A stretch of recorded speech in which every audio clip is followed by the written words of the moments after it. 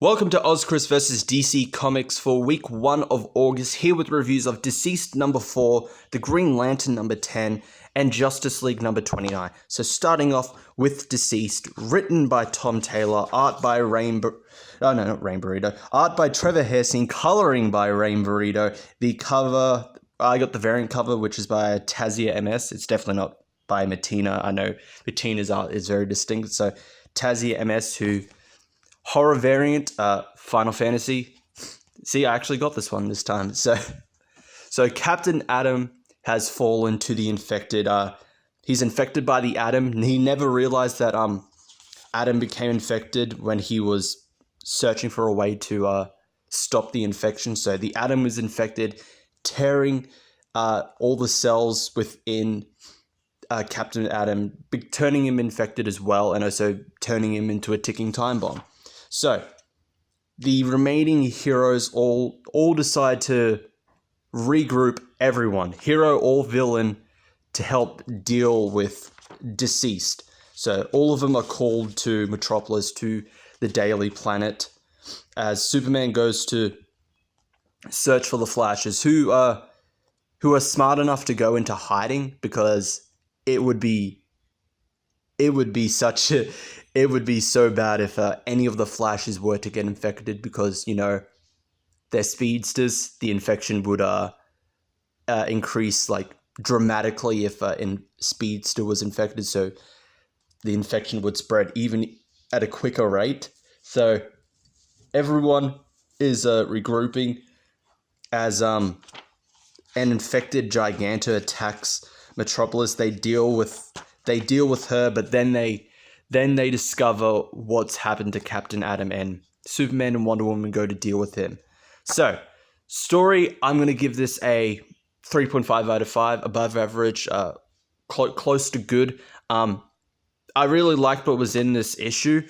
My main problem is it doesn't particularly progress it a lot, really, like compared to the previous 3 issues. It doesn't progress the plot of DCEASED a lot, but I did like what I read. The art and the coloring, I'm going to give a 4 out of 5. Really good art, really good coloring. The cover, variant cover, I'm going to give a 4 out of 5. It's a good looking cover, good art, good coloring. And I will say, for anyone that was disappointed with what happened with Captain Atom and Batman, at least here he's treated with somewhat of respect. Even though Gotham Girl is like supposed to be almost like Superman tier level, just how it was done, it was just so stupid. But at least here, Tom Taylor knows that Captain Atom isn't that much of a joke and wouldn't job to an OC character, or just to an OC. OC means original character. Anyway, moving on to The Green Lantern. 12 parallel worlds, 12 Green Lanterns, 3 unstoppable menaces in part 1 of a 2-part space fantasy epic. Although this started with issue number 9, so wouldn't it be 3 parts? Guardians of the Multiverse is the story, written by Grant Morrison, art and the cover by Liam Sharp, coloring by Steve Olive. So, various Green Lanterns throughout the multiverse are recruited to deal with the Anti-Man, this threat to them all. So we have the Green Lantern of Earth 36, you got Magic Lantern on Earth 47, you have Emerald Knight from Earth 32, who most would recognize as from Elseworlds, you know, if Batman became a Green Lantern, and you know, various other Green Lanterns as they deal with the Anti-Man to slow him down, throwing him into the dark multiverse, and they all reconvene together to answer a distress signal from Earth 15 and search for an item called the Grail, which could help them deal with the Anti-Man. So I'm going to leave it there. Story, I'm going to give it a 3.5 out of 5, above average, close to good. I enjoyed it for what it was. Slightly a bit misleading that it's a 2-part story. It technically is 3 because it started with issue number 9. The art and the coloring, I'm going to give a 4 out of 5. Really like the art and coloring here. Amazing art and coloring here. There's some really good trippy moments here, which kind of remind me of like those Kirby parts where it was like really trippy art. So I really enjoyed that. The cover, I'll give it a 4 out of 5. Good art, good coloring. It's a bit stiff with just. Oh, that's the feeling I get looking at this cover. It seems a bit stiff, which is all of them kind of in a row like this. I would have like preferred some like really good like action or pose shot or whatever, but it's still a good cover regardless. So on to Justice League number 29, written by Scott Snyder and James Tynion IV, art by Bruno Redondo, and coloring by Hi-Fi. The cover by Francis Manapul. So Jarro's tale, a prelude to Justice Doom War.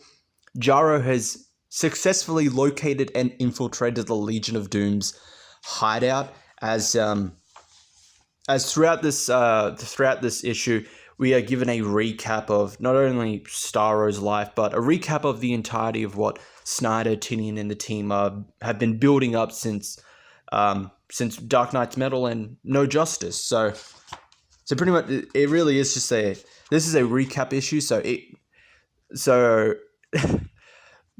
not really the best way, but you could, if you wanted to, skip everything else and just start from here, as it gives you a recap. But I feel like this is more a recap for the people that have been reading since from the beginning, not a recap for new readers. But Jarro has infiltrated the Legion of Doom and attacks them just out of nowhere, just pulls out a giant gun, blasts them all, is able to at least somewhat hold out on his own before he's stopped by Lex Luthor, Apex Lex, as we'll refer to him now, since he's now an Apex Predator.